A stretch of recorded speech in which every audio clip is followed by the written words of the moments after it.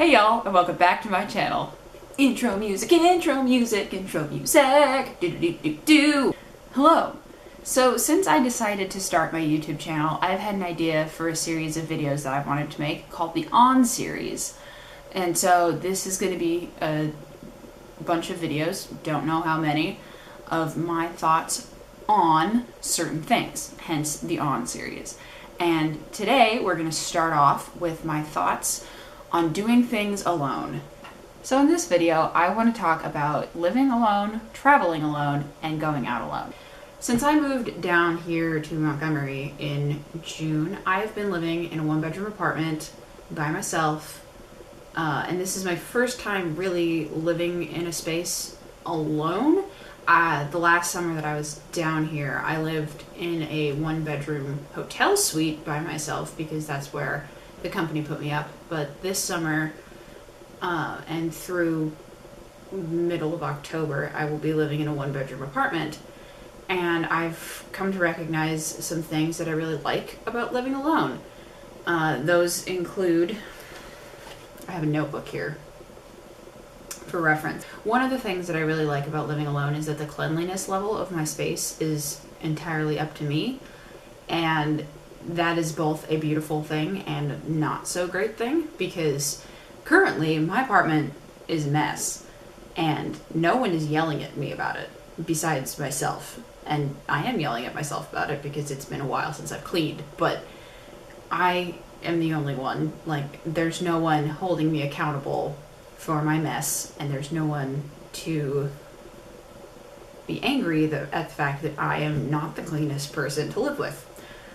On the other hand of that thought, there's no one to help me clean the apartment, so me cleaning takes a lot of time, because like I have to do all the dishes by myself and clean the bathroom by myself and do all of the laundry and all of that stuff. So with great one person living comes not so great. Another thing that I really appreciate about living alone is that I get to decorate the space, decorate my space how I want. Currently, because it's company housing, like it came pre-furnished, but all of the decor on the walls is mine, except for some wall decals that were here when I got here. But the last apartment that I lived in, I was sharing it with 3 other women, and we all had our individual styles and tastes in art, and so we had to blend all of that in the communal living space into some weird Mod Podge of a gallery wall. But here in my one-person apartment, I get to decorate it however I want, and it gets to feel like my home, which is nice. I've also liked that I can organize my space however I want, because the organization systems that I have in my kitchen and my bathroom and my bedroom only have to make sense to me. No one else has to use them except for when I have people over, which is rarely. So it's very nice that I can have my own weird sense of chaotic organization that doesn't have to make sense to anyone else, which is great because my organization usually doesn't make sense to anyone else besides me, unless it's like really common. And the last thing that I really appreciate about living alone is that I don't have to expend any energy on co-living. I consider myself an ambivert or an extroverted introvert. I definitely enjoy being around people, and I get a lot of fulfillment out of having people in my life, but I also need to have time alone. And living alone is great for that, because I get all of my fulfillment of being around people when I'm at work, and then I get to come home and just sit alone in my apartment, and I don't have to talk to anyone, and I don't have to entertain anyone, and I don't have to be around people, which is awesome. And for an introvert, you do have to expend some energy when you live with people, but here alone I don't have to do that. I've also noticed some things about living alone that I'm not necessarily the biggest fan of. One of which is that when I do want to spend time with other people other than my coworkers, I have to either invite people over or go someplace to spend time with people, which this past year when I was living with those 3 other girls, they were my very, like, all 3 of them were my very close friends, and so like I just got to live with friends, and I had friends around that all the time, which was lovely and very convenient. But when I am here living alone, I don't have that. I have to go, like, move myself physically to be with someone, which is fine. And this is a broader context thing of living alone. So I grew up in Washington, I went to college in Minnesota, and I have now moved to Alabama. And I don't have any family members near me, and I only have one other person in my life who has, like, seen my life in Alabama, and that's my friend and peer who came down here as an intern with me my first summer. She and I lived together that summer and worked at the Shakespeare Festival, and we got to see a little bit of Montgomery. But I haven't had, like, my college friends haven't seen where I live, my parents, my friends and family haven't seen this part of my life, and so they have no clue of the space that I live in now, which is both exciting and terrifying, that, like, I'm doing something that no one else knows what it's like to do, but also I don't have anyone that I can share my experiences with besides my friends here in Montgomery. So I mentioned earlier when I was talking about cleanliness, about being held accountable, and when you live alone, there's no one to hold you accountable. So if you, like, make a plan in your head where you're like, okay, I'm gonna go home and do the dishes, it's really helpful to, like, tell a roommate or a family member that, because then they will be like, hey, remember you said you were gonna, like, do the dishes? And you can be like, right, I haven't done that yet, and then you go do the dishes. I find it very helpful to have myself being held accountable to other people when I'm, like, creating chores for myself or just tasks in general. And when I'm living alone, I have to have a lot more motivation to do things. So I'm learning a fun new skill of being extremely motivated. But the second topic I want to talk about in this video is traveling alone. I do a lot of traveling by nature of I chose to live very far away from my family. For reference, Washington to Minnesota is a 4-hour plane ride, and if I'm doing it alone, a 3-day drive. It's 28 hours of driving with 2 time zones, so like 30 hours of traveling. And then Minnesota to Alabama, I have never flown, but it is a 2-day drive, and it's like 16, 17 hours in total. It's all the same time zone though. And the drive from Washington to Alabama is a 4-day drive it's about 40 hours total of driving, again, 2 time zone. One of the things I appreciate about traveling alone is that I only have to manage my schedule, so that, especially for road trips, I can get up and start my day of driving whenever I want, and I don't have to, like, wait for other people to get up, or people don't have to wait for me to get up. And as long as I make it to my hotel on time, then I'm good for the day. So another benefit of doing road trips by yourself is that all stops are short. So if I notice that, like, hey, I have to go to the bathroom, like, I can pull off to an exit, go to the bathroom, and get back on to the highway in like 7 minutes usually.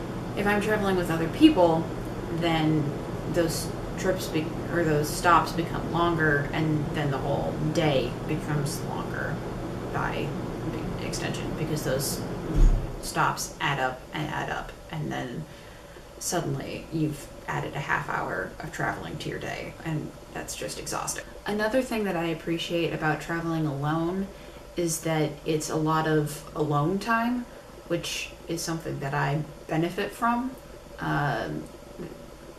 Like, normally, you know, a person would think like, oh, I have to drive for 9 hours for the next 2 days. That sounds like not a fun time. But there, like, if I've been exposed to a lot of socializing with no breaks for myself to like recover and regain my energy, then I really look forward to long road trips. And I also, like, when I'm flying alone, I really do like that it's just kind of alone time. Even though I'm in an airport full of people, it's like all I have to do is get myself like through security and then to my gate and then on the plane and then to whoever is picking me up at the airport. That's my entire responsibility. And between those steps, I can do whatever I want. So like, once I get to the gate, I can read a book or I can listen to podcasts. And once I get on the plane, I can watch a movie or listen to podcasts. Like, I get to do what I want.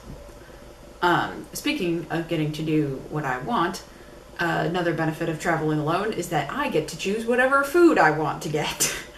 I don't have to make decisions with the other people of my party. It's just me, and I can go to whatever restaurants I want and get whatever I want, which is great. There are 3 big drawbacks to traveling alone that I have noticed in my experience. My least favorite part of going to airports alone is that there's no one to watch your luggage.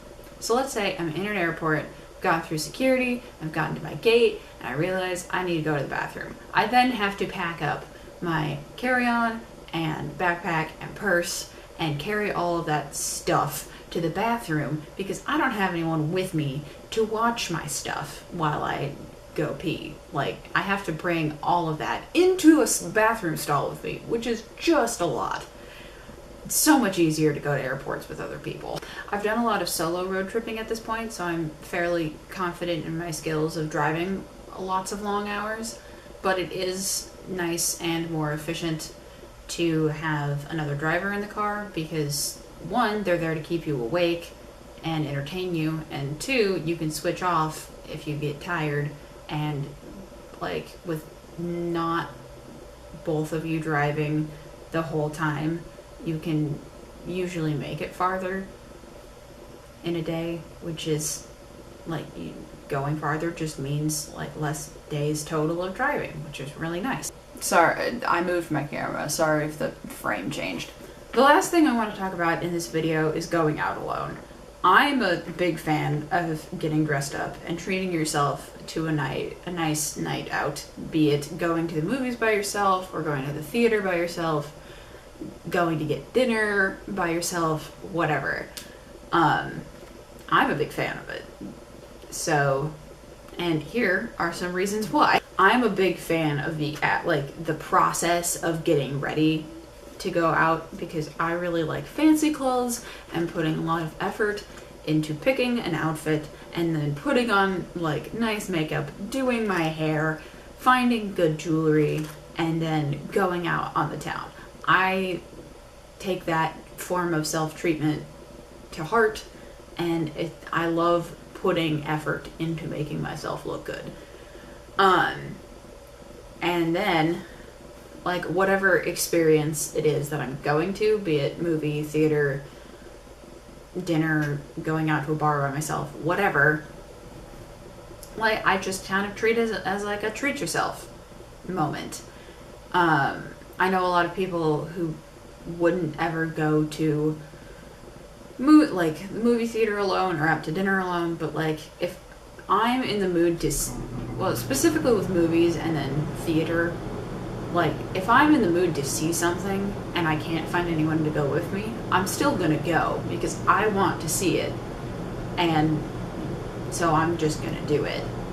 I'm not gonna not take the opportunity to take in some art that I appreciate if like just because I don't have someone to go with. A nice thing that I appreciate about going to dinner by myself is that, again, I can pick whatever food I want and I don't have to make someone agree with me or like compromise with whoever I'm going with. Like, I just get to go to dinner wherever I want, which is great. And another benefit of going out by yourself is that then you get to choose when you go home, because you don't have anyone else to convince to go home. You can go home early if you want. There are some drawbacks though to going out by yourself. A lot of, I feel like, our culture's significance of just going out in general is built around creating memories with the people that you go out with.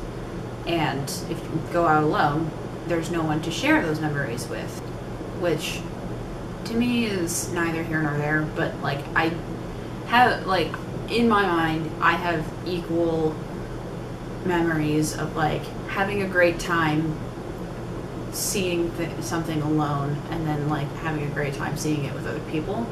A direct comparison is that I've seen Beauty and the Beast 3 times.